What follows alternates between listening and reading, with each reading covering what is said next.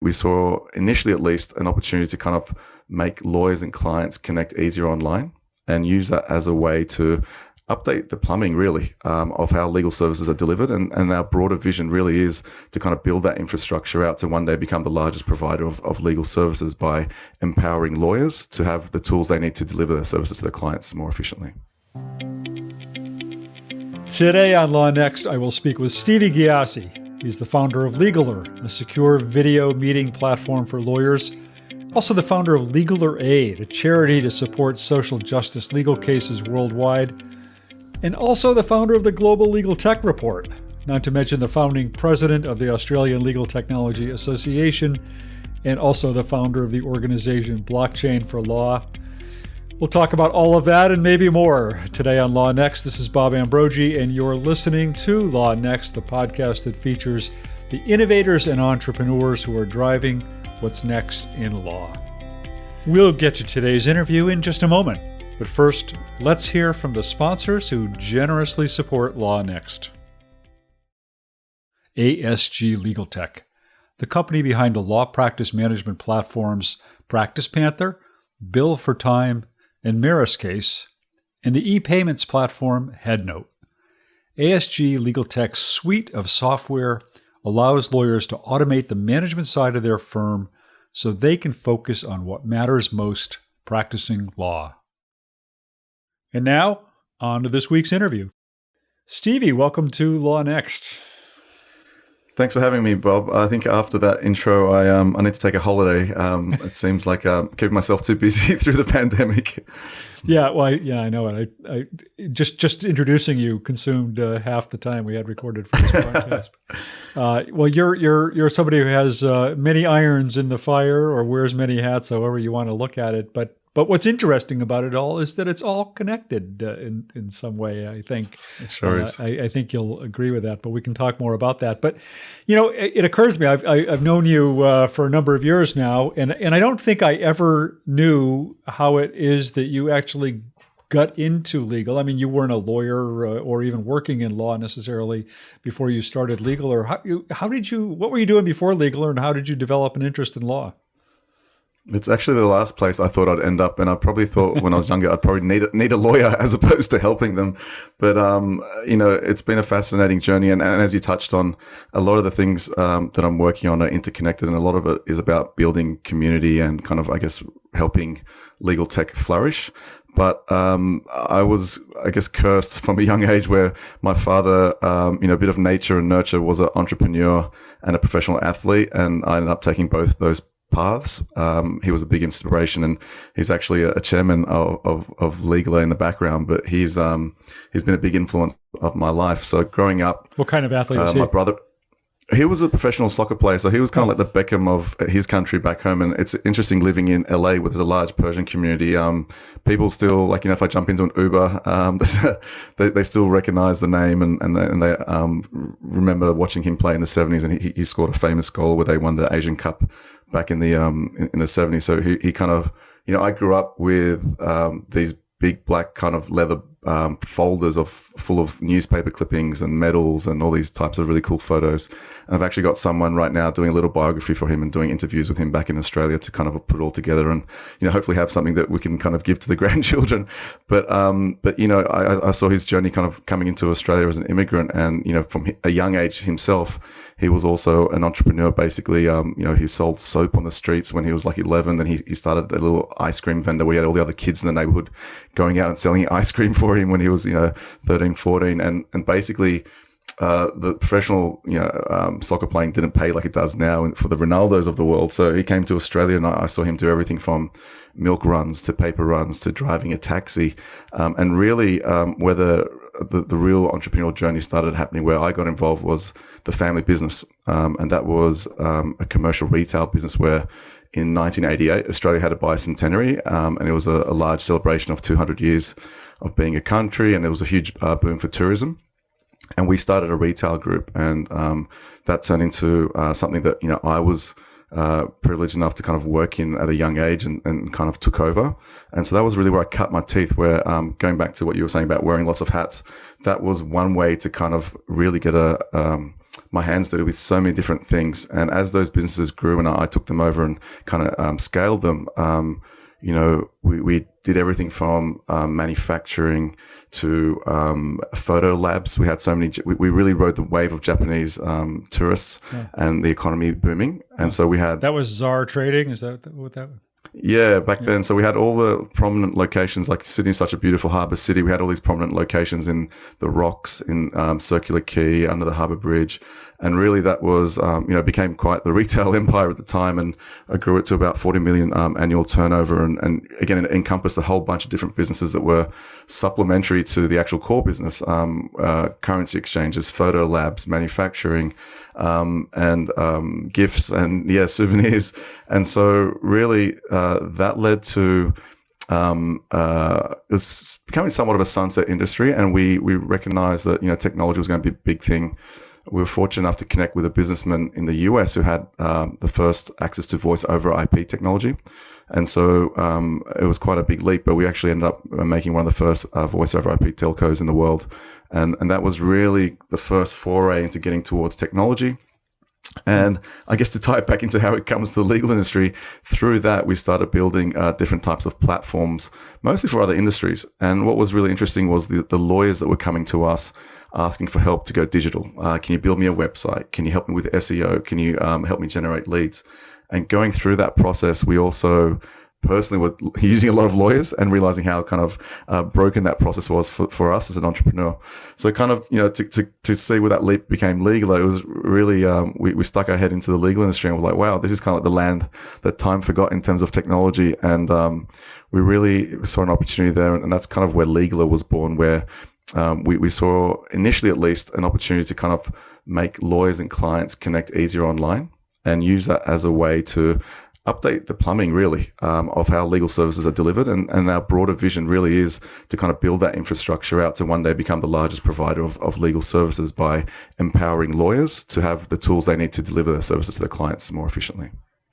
So Stevie, when you decided to found Legaler, you kind of focused initially on this idea of secure, of starting a secure video meeting platform for lawyers. Was that because you had that VoIP experience, or why did you pick that aspect of legal tech to focus on?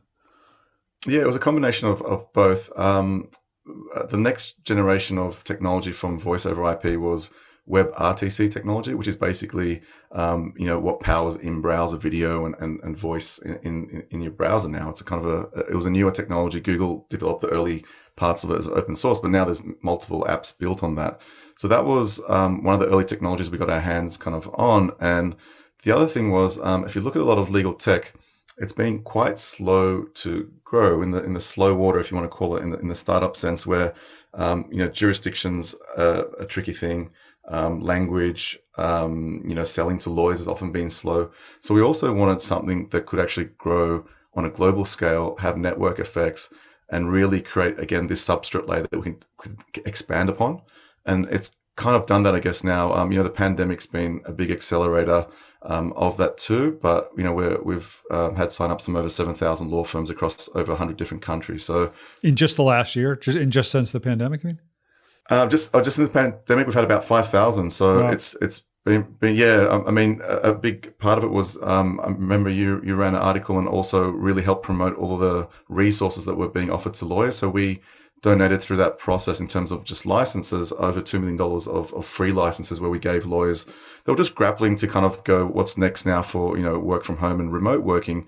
Well, we gave them a 12-month license that's, worth almost $300 for free. And so, we're developing further features in the future so we can, offer them, other things beyond that might be paid. But essentially, we had all walks of life, from court reporters to people doing depositions that were just literally stranded and had never used any type of tech in their past. So it was really interesting. Yeah. And just for those who have not heard of Legaler, who are listening to the show, can you just kind of give us the nutshell version of what it is? Sure. It's kind of like the front of house for your law firm. So it brings together scheduling, archiving the meeting, so things like recording and actually hosting the meeting. So making it really easy for your clients to join a meeting securely inside the browser. So there's no downloads. You can join as a guest, and all of that is Matter-centric. So it basically keeps everything you've done inside the platform, all your meetings, all the notes, all the agenda, and all the other items like the recording indexed by the Matter. So this helps with some things like, looking up previous meetings and referring to past details, but it also integrates with apps like Clio. So if you have your matters in Clio and you keep them nice and organized, those matters will be reflected inside Legaler. So you can kind of, again, bolt on Legaler as a front of house to have your clients come and visit you and deliver your services, but it also integrates with your back of house. So you can kind of keep track of all of those things and, bill automatically and things like that. Yeah.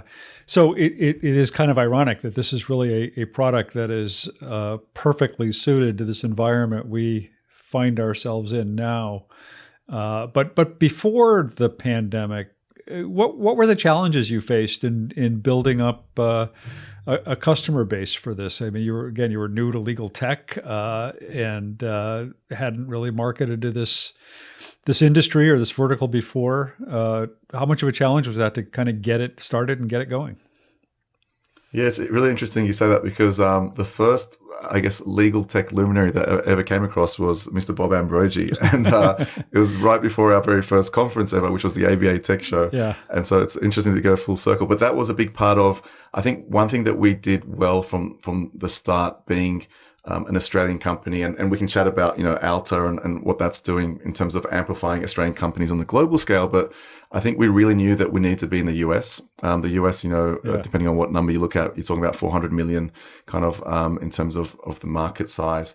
And really, we literally just jumped on a plane and we bought our stand on Amazon and got plonked next to Microsoft and Xero at this first conference. And we pulled open our little zip bag and unrolled these Perspex kind of, pop-ups and put our stand together when everyone else was putting theirs in by a crane. And so just making that leap and really getting to the US, meeting those people, connecting those dots, meeting, bar associations, people that are in the media industry, that was really the best thing I think we could have done from day dot, because the easy thing was just to be, in Australia and say, you got the internet, the world's global and you can contact anyone, but really getting into this ecosystem, into this market really changed things for us. And we met, some significant investors and network and then clients. And really,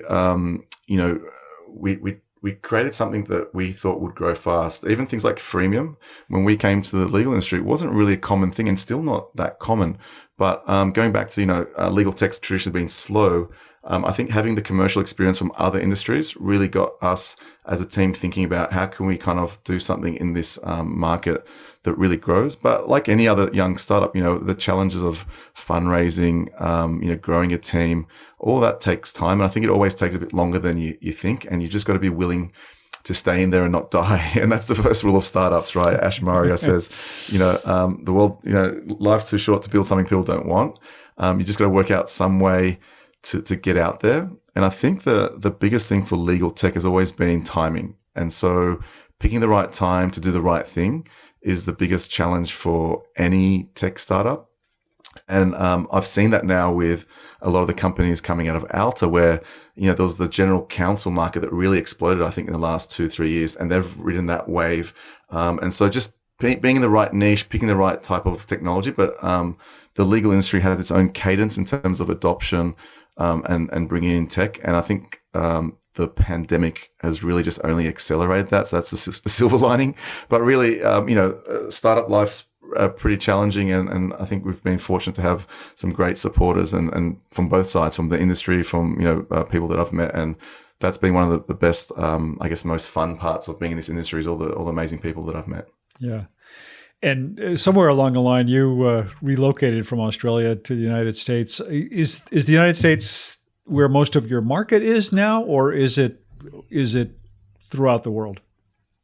We're quite global. I mean, pick a country. We've got lawyers from those markets, but generally speaking, the US is, especially for legal aid as well, which we'll touch on. But it is the US. I think just close to 30% of our users are in the US, and then the next markets would be UK, Canada, and Australia. So they're probably our four key key markets, and you might say that the four main legal tech kind of markets in general, just by size.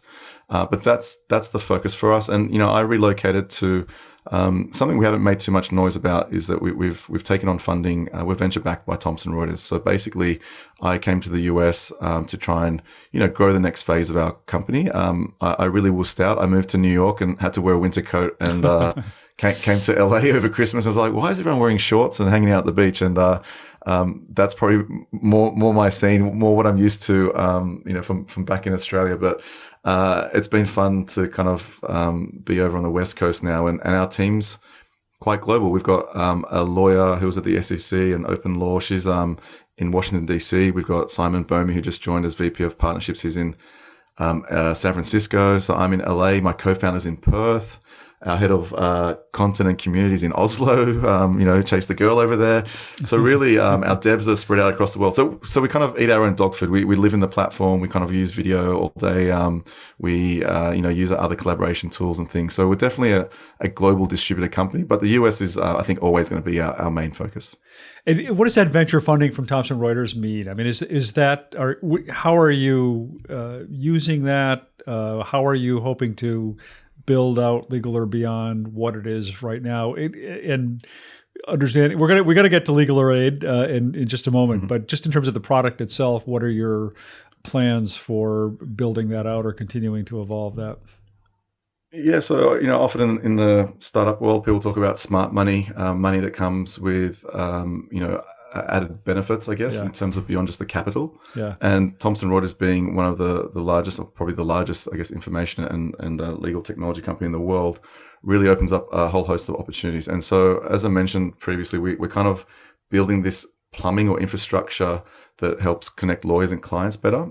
And the pandemic, again, has accelerated a lot of that. So we're working on a bunch of different opportunities within the Thomson Reuters ecosystem where we're plugging in what we've built into some different ecosystems. One of those, we've signed a partnership with FindLaw, which is one of the largest directories for the legal industry and for lawyers and law firms. And so working on integrating technology there.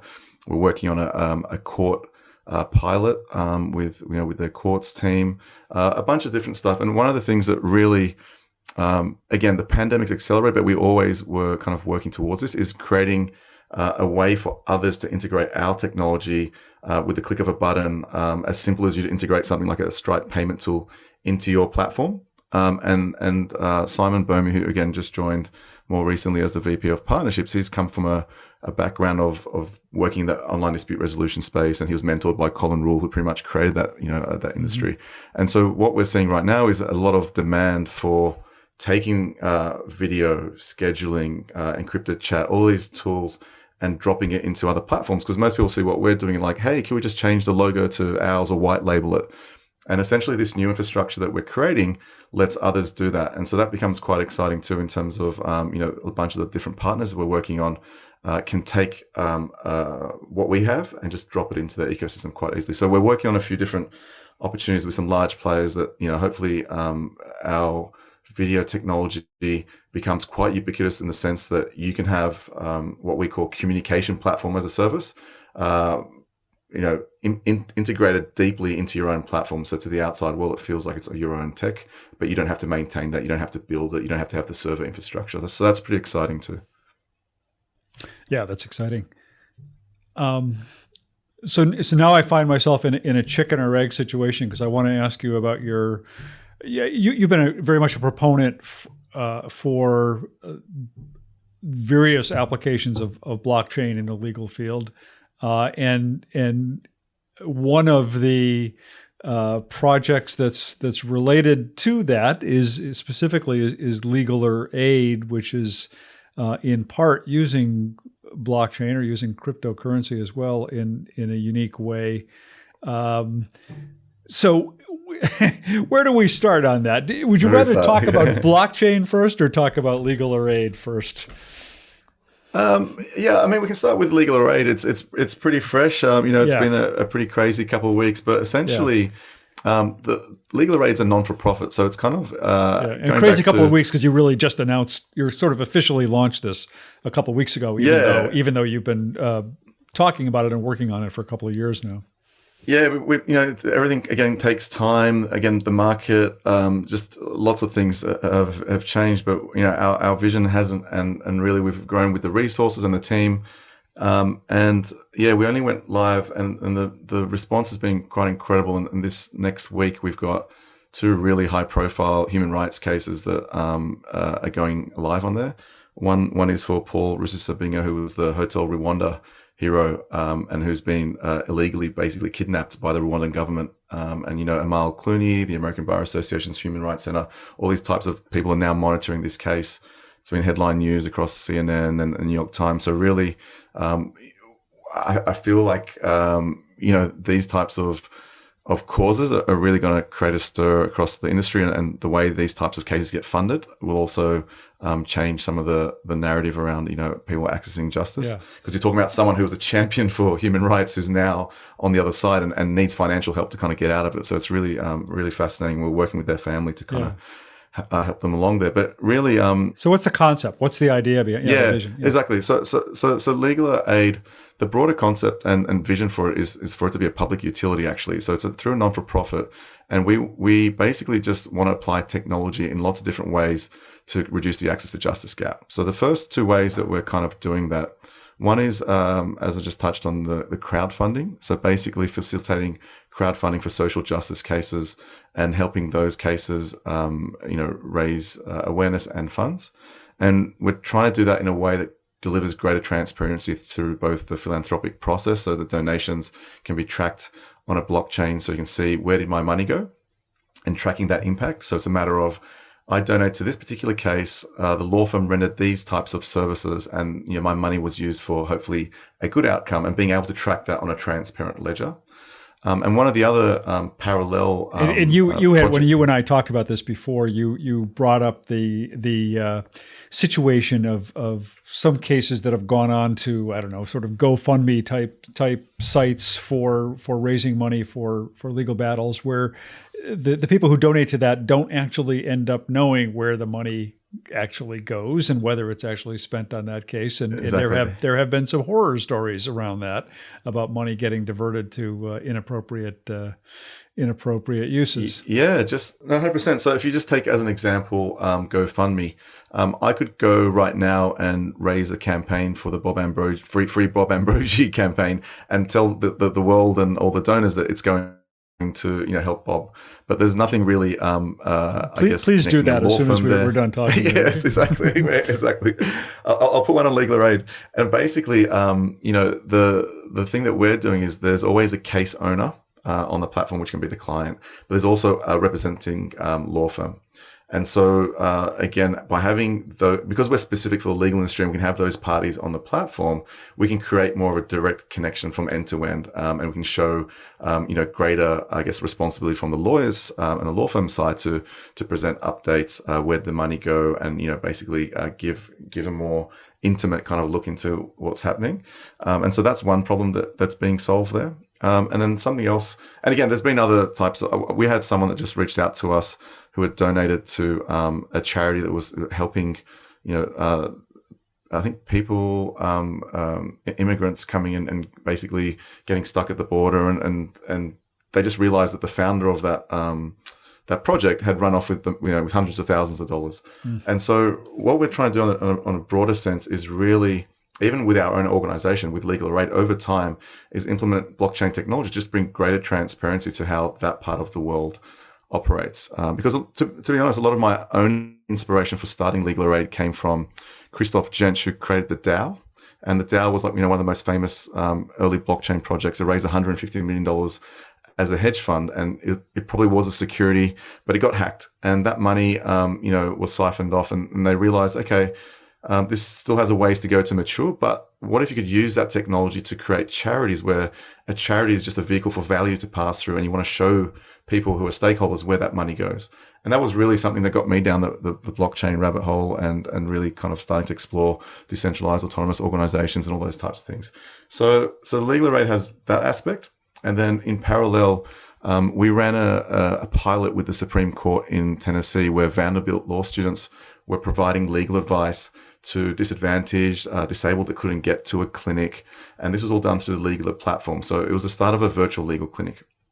Now, this was before the pandemic, but that's kind of become the default. So essentially, one thing that we're rolling out globally, and we've signed some major partners like Lex Mundy's Pro Bono Foundation, which has 150 different law firm partners. We've signed some major legal services organizations and universities and law schools, is creating an infrastructure where, people that are low income can connect with a global network of lawyers that are willing to provide these services for free and get those through, the video and secure communication platform. So really, it's the 21st century virtual legal clinic. And we're going into a massive justice crisis right now where we've got a confluence of a health crisis, we've got a political crisis, we've got a racial, tension that's overflowing and police brutality, we've got eviction, employment, and bankruptcy and family law. All these things really just going to be in for a rough ride. And so our goal is to try and really roll that out as quickly as possible to these early partners that we've got in terms of our collaboration partners, and we're co-developing together to make sure that we build something that they really want. And so that's also the other part of Legal Aid. But going forward, again, the high level mission, I want this to be something that essentially becomes a public utility. And with governments cutting funding, the Trump administration tried to cut legal services corporations, $400 million. The UK government's cut legal aid funding. I think it's up to the public or private sector really to actually try and create these different types of tools that can close the justice gap, because it's not going to happen just from relying on the government right now. And if I understand it correctly, you talked earlier about the development of the Legaler platform into this communication platform as a service, and that platform as a service can also serve as the operating platform for legal organizations or law firms that are delivering services through Legal Aid, right? Yeah, it's basically it's like the building blocks. So it's very modular, and we can, instead of reinventing the wheel, we can use a lot of that infrastructure. Legal Aid itself is a proprietary platform, but its core infrastructure is leveraging a lot of this core tech stack, so we don't have to rebuild stuff over again. But again, it's a completely separate platform and entity. Yeah, and so where do you think that can? Where do you see that evolving into? I mean, are you really want to focus on social justice cases primarily, or do you see this as really addressing access to justice issues more broadly? Yeah, what's interesting is we're covering quite a broad spectrum. So one thing we hope Legal Aid can do is just basically redistribute resources. So we know there's a lot of lawyers out there that are willing to contribute time to cases. We know there's a lot of money out there. There's a lot of funding out there that can be contribute towards funding social justice cases and these public interest kind of issues. So the hope is, again, this technology kind of better distributes that and brings more awareness to that. But it's crazy. It's like, where do you start, right? It's so overwhelming. But I think what's a massive latent market out there is also 80% of the market's solo practitioners, small firms. They don't necessarily have a pro bono coordinator. They don't necessarily have a great network to tap into to surface cases or a clearinghouse. In that respect.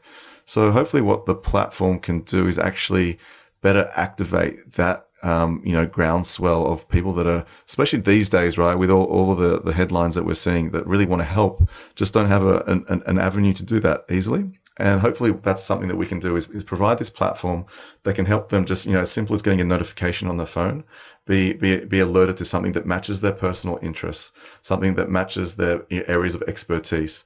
And we'll talk about this probably on the blockchain side, but we're also creating, some rewards for them around this behavior and actually amplifying the good deeds that they do. So really, I think there's a massive latent market out there that we can tap into, and it's early days. But the way I see the crowdfunding evolving is, the crowdfunding it's quite unique because any case can be put on the platform, but you really need something that resonates with people for them to kind of open up their wallet and to kind of give money and hope that there's a good outcome for this case. So.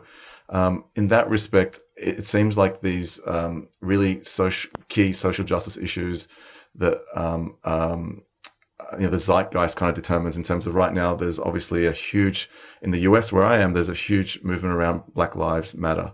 There's a huge, movement around police brutality. And a lot of the early cases we've had, there's been some high profile people involved from, Jay-Z, creating a rally around the family of Alvin Cole, who was shot by police, and his family went out to protest, and they were arrested and also assaulted. And so, you've got this really heightened tension. And I think those cases are kind of what's really getting a lot of people's, capturing a lot of their imagination and attention and their wallets right now. So that's something that, maybe the crowdfunding platform is going to serve a different function right now to the pro bono work. Yeah. Now, I remember at one point you were talking about establishing a cryptocurrency for the legal industry, essentially. Is that anywhere still part of the plan? Yeah, 100% is that we're creating a broader infrastructure for the legal industry. Like, we're very bullish on blockchain just in general as an organization, and obviously me personally.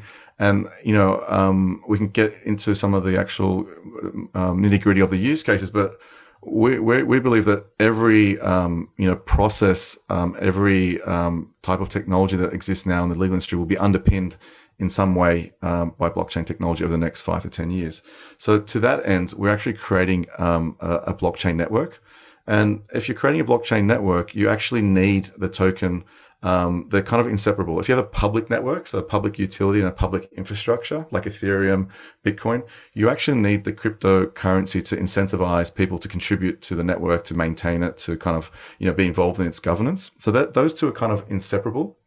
A lot of the early examples of blockchains in the legal industry were private permission blockchains, which just become another silo. They're not really solving the key problems. A lot of the legal industry's concern is around sharing information and all that type of stuff. And so a lot of that stuff doesn't need to be put on a blockchain itself. So you can see large organizations like EY, Paul Brody there, they're becoming big champions of getting enterprise and consortiums to start using public blockchains like Ethereum, because that's where the real novel benefits are, where you get everyone on one infrastructure. So we are still creating a legal industry network, and it's up and running as a test net right now with nodes across the US, some in Australia and some throughout Asia at the moment, just in terms of our developers working on that. That part's the easy part, like getting the network up. A lot of the core tech stacks, open source, a lot of that's easy. Creating governance and actual incentives that work in the right ways for the legal industry are the tricky part. And that's something that we spent a lot of time thinking about. As we touched on, the Legal Array products, they will sit atop of the Legal chain in terms of the network. There's some of the early use cases, but essentially it's a network that anyone else can actually use. But what's novel is the way we've gone about launching the network and also the incentives. So the network itself, it doesn't have a pre-mine. So a lot of these ICOs we saw in 2017, a lot of them produce a token, they mint it, and they sell half of that to the public, and they use half of that to kind of, build the technology. That creates a lot of perverse incentives. Something like a Bitcoin blockchain, a network, those tokens come into the world slowly as miners get them as a reward, and they're kind of, minted over time. That's by design, though, with Exactly. But the key there is, or the problem, I guess, there is that it burns a nice hole in the ozone layer, so it's quite energy intensive, which we're solving that problem by, launching the network with 0 tokens. Over time, the nodes, the people that are actually operating this network, which for us is going to be legal services organizations, people that we want to reward with an actual token as well. So we kind of solve a couple problems there. And so that creates somewhat of a consortium. So it's an industry operated network. And then you get into governance. So the governance is operated and voted on by this consortium of legal organizations who have the reputation at stake. So again, that's something that's unique. Something like an Ethereum or Bitcoin, you have these anonymous nodes that don't know each other, and it's designed that way. So the network should work even if they're bad actors and they don't know each other. In the legal industry, we have reputation at stake. We have a regulated industry. We have people that have a license to operate, and so that solves one problem for us. We know who the nodes are. And so basically going forward in this network, we can give a reward to legal services organizations for just basically plugging in and running the network. And because there's no mining, there's no heavy computation. We don't actually. The network can run really fast with a smaller number of nodes. Ethereum and all these networks have over 30,000 anonymous nodes, and it takes a long time to get transactions through. It's quite expensive to run. So essentially, we're creating a legal industry network that has incentives that reward the legal industry and is operated by the legal industry. So it's quite unique in that sense. And that makes it cheaper, faster, and actually more attuned to the business logic of the industry. So you'll start with the network and then build out the governance from there. Yeah, exactly. The governance can actually be voted on. It's malleable. It's kind of as fluid as the network itself. So we'll have legal technologies as legal technology companies as nodes. We'll have law firms, but the broader majority, we want to be legal services organizations, because a big part of winning your place at the table in this network is based on the pro bono work you do. And that's something that, again, we've designed as part of the token economics. The more pro bono work you contribute to, that's done through the platform. We can track on chain that contribution, and we can actually reward those people in a more significant way. So it's really creating this kind of cycle of the more good you do, the more you're rewarded, and that continues. So they earn tokens based on the good that they do. Is that? Yeah, exactly. And they can spend those inside, the network for different types of services and things. That's really a way to, again, bootstrap the network. And again, because it's run by a consortium, it can evolve to whatever the industry needs over time. Like if there's a greater amount of value locked in this network over time, it can shift to proof of stake. It can shift to a different model. But that's what's really, I think, exciting about having an industry operated consortium. And what you're seeing over time is we're not, as humans, we're not very good at agreeing on stuff like languages, whether it's a coding language, blockchains. So you're seeing a lot of these different blockchains, and they all serve a different purpose. So Bitcoin's great at doing transactions. Ethereum's great at running smart contracts. Our network will actually basically plug into all these other networks. And so that's also what's, a prevailing trend, is that you're going to have industry-specific blockchains that have a real suited business logic for that industry, and then they all plug into each other, so they become kind of this base layer for the internet, and that's pretty exciting. Yeah. Do you have organizations outside of Legaler involved in this at this point? We do, and we're also we've got the organizations that are coming into the legal aid side of things. They're also given the opportunity to become one of the nodes as well. So we've created something called the Legal Aid Justice Alliance, and it's somewhat of a early working group partnership where groups coming in, they're basically privy to what we're doing, and they can, and this is probably a good opportunity to let any law schools that are really tech forward, any legal services organizations that are kind of looking for help with technology, any law firms that are kind of keen on blockchain to really get involved. And it's really interesting to see that there's some early kind of movers as law firms that have positioned themselves as blockchain law firms, like Clyde & Co. set up something, Mishcon de Rey, because of their labs that they've done a lot of work in the blockchain space. So it's really interesting to see the early adopters of this technology, because I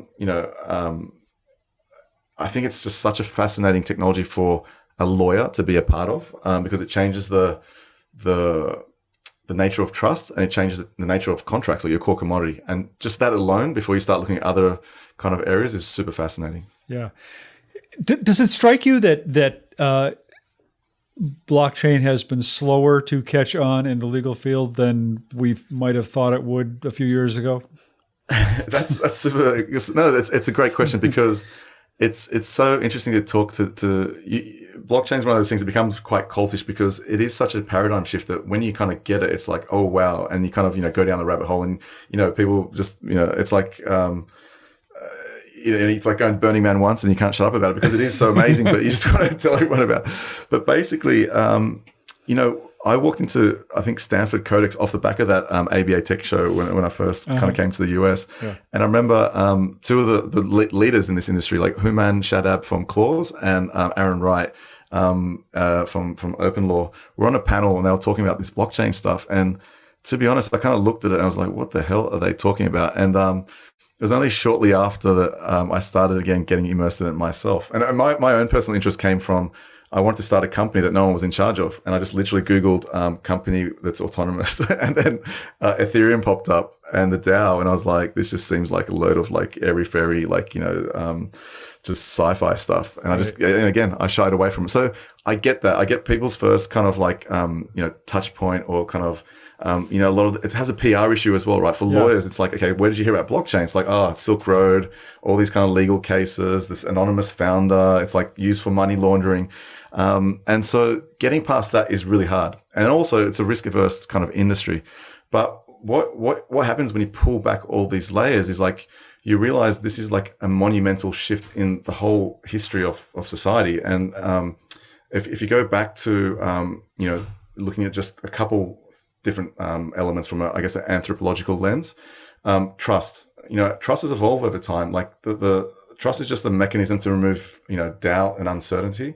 And if you look at how we basically relate to each other, how we kind of live, we've gone from like this kind of localized trust where we trusted each other in small groups of people, but really to scale. And this is where lawyers come in, is like, if you go back to Mesopotamia, we created these clay tablets. And that was a way to kind of, bake in trust between parties. And that's kind of where contracts, you could say, kind of evolved from. So that's when intermediaries kind of got introduced. And that's where we kind of started writing stuff down to say that, Bob owes Stevie, 10 bales of wool or whatever it is. And if you kind of go to this next evolution, we've got distributed trust now. So we went from localized trust, institutionalized trust, and then now we've got distributed trust.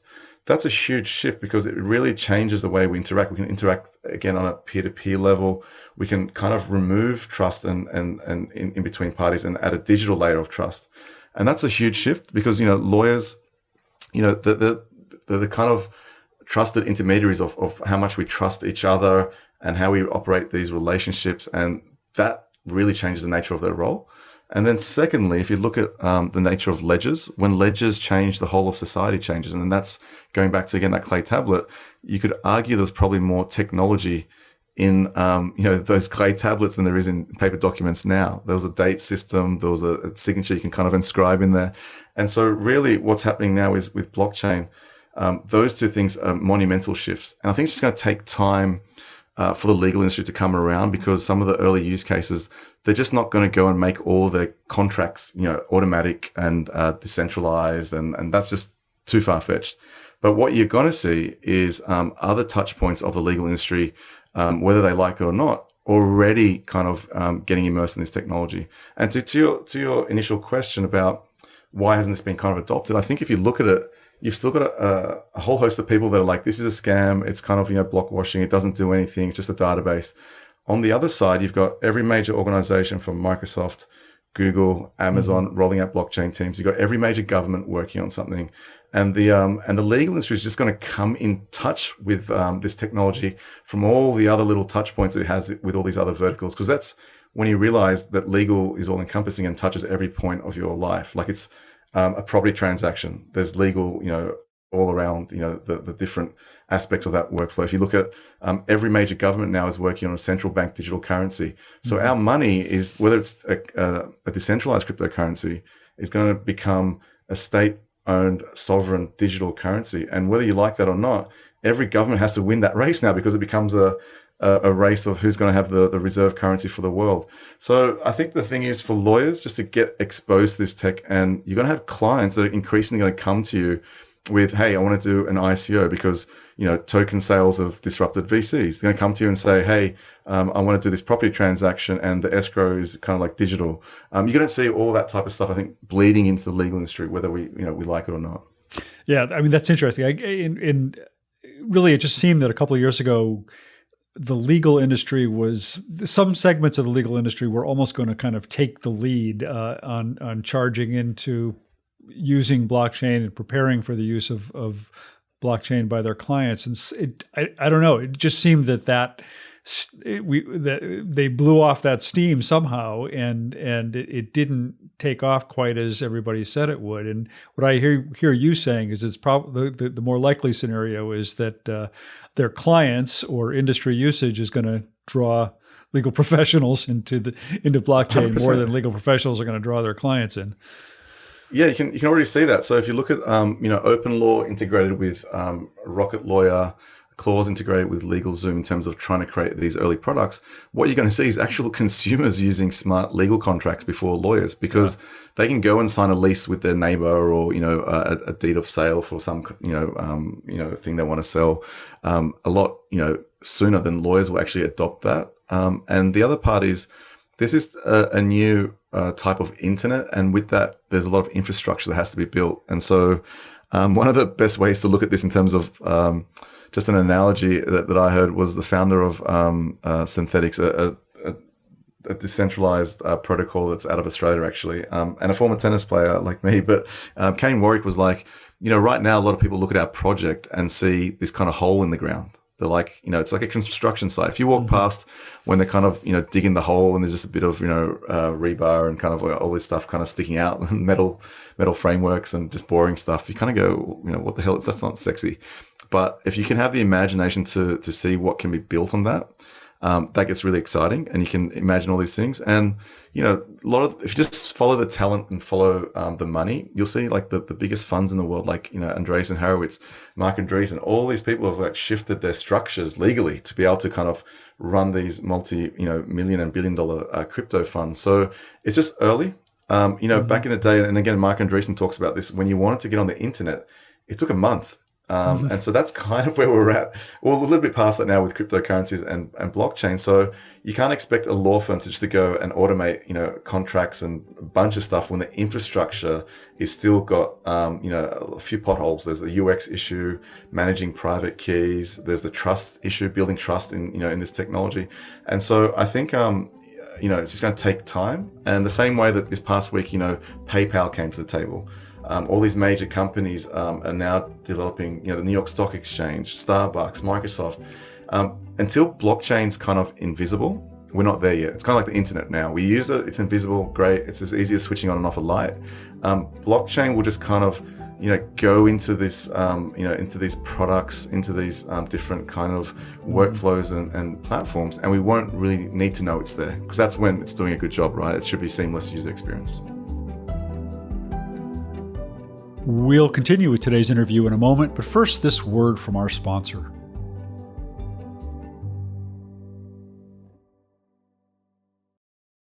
Do you dread invoicing? Bill for Time can fix that. It's a simple and accurate solution to track your time and bill for it online. Try it now at billfortime.com. That's bill4time.com. Now back to today's interview.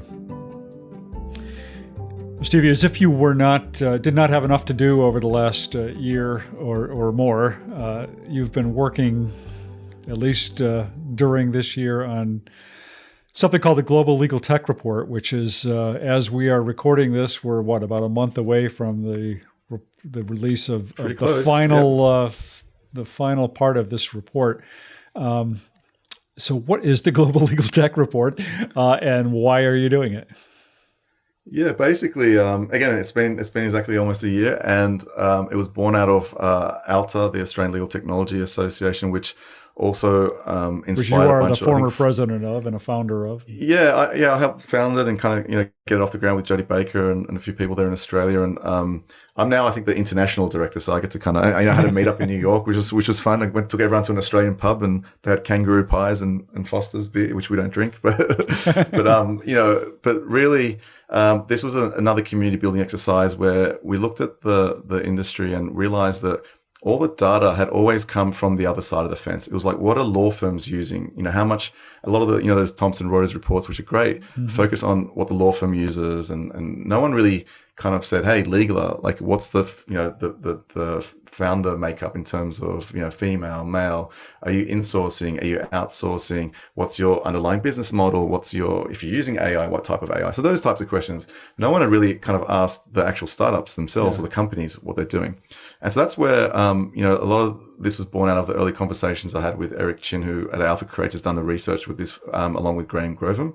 And so Eric did a report on Stanford's index, the Stanford Codex Index, and that also tied into a bunch of other stuff we were really doing with ALTA. ILTA had got in touch from the US, and they were interested in connecting with Australian startups because they saw a lot of the buzz we were making. And so I just kept looking for ways, how can we collaborate with this global community? And so, the Global Legal Tech Report now is, again, a business of legal tech report. It's kind of looking at the companies building this tech. And it's done in association with 13 of the leading associations.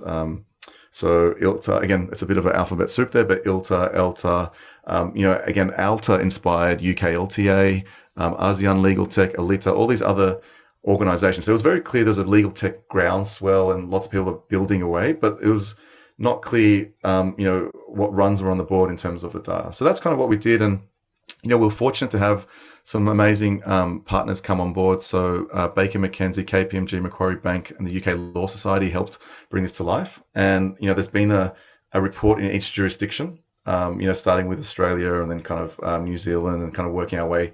We just did the UK, and then we've got the EU. And finally, again, that all culminates in the Global Legal Tech Report, where we condense all of that data and we kind of really show the insights, where we've surfaced around 4,000 legal tech companies across the globe, and then we've done deep research in terms of the survey with about just over 500 of those. And so that's going to also form the Global Legal Tech Directory, which launches next year, and that will be again the single source of truth for basically discovering legal tech. There'll be cool ways to interact with those companies as well. So it's kind of like the G2 crowd for legal tech. But the report itself has been fascinating because we've surfaced data around how these associations can better actually help their members, because we realized after doing a bunch of these reports that 57% of founders were over 40. So it's very different to some other industries where the tech founders are a lot younger. You're seeing a lot of ex-lawyers leaving practice and coming in. Then we realized a lot of these, over 50% of these founders were solos. So you got this kind of very isolating, tough gig of coming out as an ex-lawyer wanting to start a company. So these associations can do probably a greater job of providing a support infrastructure, nurturing these and incubating these ideas. We saw that's it's already kind of evidenced in other research, but we saw how low the representation of female founders is in the industry as well, and what we can try and do to kind of help that. And Jodie Baker's been running Women of Alta called WALTA over there, and kind of trying to make some more noise and awareness around that type of thing. So again, it's really surfacing data that we've never had. And I think that's going to be really exciting as a foundation to kind of repeat this on a yearly basis and see where it's evolving. And, there's a lot of fragmented data around funding. And so we're kind of trying to surface that revenue, types of technology companies are using. So it's really exciting. Yeah. Who do you think most benefits from this data? Is it the purchasers of legal tech, consumers of legal tech, or is it the investors in legal tech, or is it the companies themselves, or some combination of all? No, that's a great question, because we have to think about that really from the onset and really structure the questions in a way that serve those markets. And really, there's three markets that we kind of market to. So it's basically the law firms and the users of legal tech. In that, they can kind of see data around maybe their next hire. What type of people do they need because of the technology they're going to use, or what's an emerging market, and those types of things. What are they missing out on in terms of running their law firm? There's also just the venture capitalists who are funding this, right? They don't have that much data on this sector. What are the business models? What do they all kind of look like in terms of where's the money going? What type of areas of legal tech are getting funded? And then there's just the actual legal tech companies themselves. So in participating in the report, they get a copy of their local one for free. And they can see, again, who's insourcing, who's outsourcing. Are they doing marketing? Which market are they going into next as a company? Which business model is working the best? Is kind of like on-premise or virtual private cloud, or what type of offering should go out there? Those are really interesting things for, I guess, all those segments. And hopefully we've created something that really serves everyone from the producers of the legal tech to those people that are kind of using it and funding it. And then what is it, sometime around the 1st of December or something, you're coming out with the final? Yeah, so we'll have so we'll have a webinar to kind of kick it all off, which you'll be graciously hosting one. And so that really is, again, just the main global report that will have a summary insight from all these different jurisdictions and surface that up, for people to read. Yeah. Curious, what have been the overarching themes that you've seen come out of this? I mean, across countries, across borders, across geographies, are there themes that really jumped out at you? Yeah, there were, and one thing that we did, when we first started the research, there was no such thing as COVID-19. So one of the things that we did was we added a supplementary section, which was a COVID-19 basically response kind of section, and we quizzed companies based on the sentiment, like the buyer's market, their own kind of operations and things like that. So it was kind of this real time survey that went across the year, and it's been interesting to see as we've taken the pulse, because that different jurisdictions were done at different times throughout the year. It's been interesting to see the sentiment kind of shift, where again Australia early markets were super positive, and it's kind of, as we got to the US, the response was still quite positive, but it was in a different way. So a lot of, I think, the early companies had live projects still, law firms hadn't cut their budgets and things, but and that's changed now to where a lot of law firms have adopted cloud technology because of the pandemic. They've been forced to kind of work remotely. They're starting to rethink, about their commercial rent overheads and things like that. So it's been interesting. I think as the year's gone on, we've gotten some really interesting data about how COVID's really shifting the landscape for both law firms and the adoption of legal tech. So that's been quite interesting.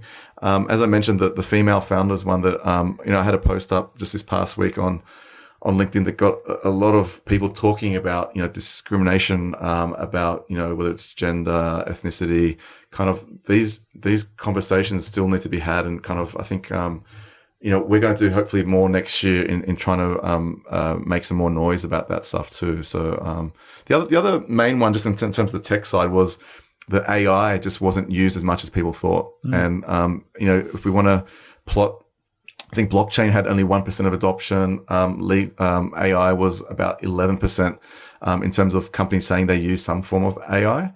It's quite interesting to see like who's actually using AI in these platforms for all the hype that's kind of out there. That's also interesting to see that disparity. Well, Stevie, I told you I'd keep you for 30 minutes and we've gone 60 minutes. So famous last words on my part, but I really appreciate your taking the time to talk today and to discuss everything you've got going on. And anything else coming down the pike that we haven't had a chance to talk about?